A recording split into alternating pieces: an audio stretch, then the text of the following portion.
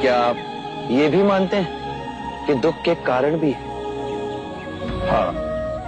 यदि कारण है तो दुख तो रहेगा, और यदि कारण ही समाप्त हो जाए तो दुख भी लुप्त हो जाएगा, जैसे सूर्य के प्रकाश से अंधेरा। आप सुनी सुनाई बातें नहीं कहते,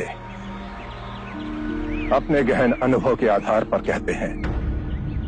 आप धर्म और सिद्धांत की नहीं, देखी हुई बातें कहते हैं।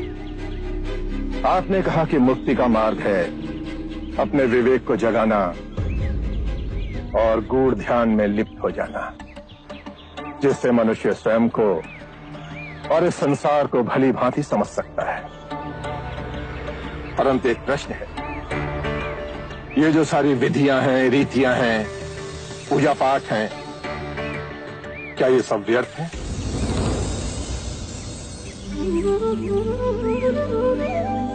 यदि कोई व्यक्ति इस नदी के दूसरे किनारे पर जाना चाहे तो वो क्या करे?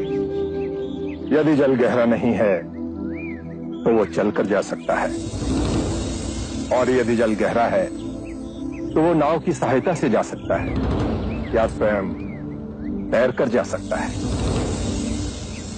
यदि वो चलना ना चाहे और ना ही तैरने को तैयार हो और ना ही नाव ले जाने को तैयार हो, और वो कहे कि मैं प्रार्थना करता हूं इस नदी का दूसरा किनारा स्वयं चलकर मेरे पास आ जाए, तब तो ऐसे व्यक्ति को मूर्ख कहेंगे, महामूर्ख।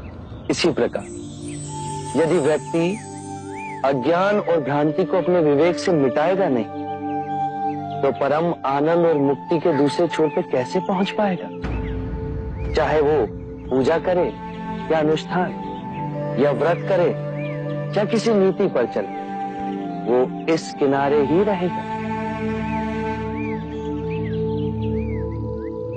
हमने सारे शास्त्रों को पढ़ा, उन पर व्याख्या की, परंतु जीवन के इतने जटिल सत्य को इतनी सरलता से किसी ने नहीं समझाया, किसी ने नहीं समझाया। आप इस भटकती मानवता को परम ज्ञान का मार्ग दिखाएंगे। आप करुणा के सागर हो।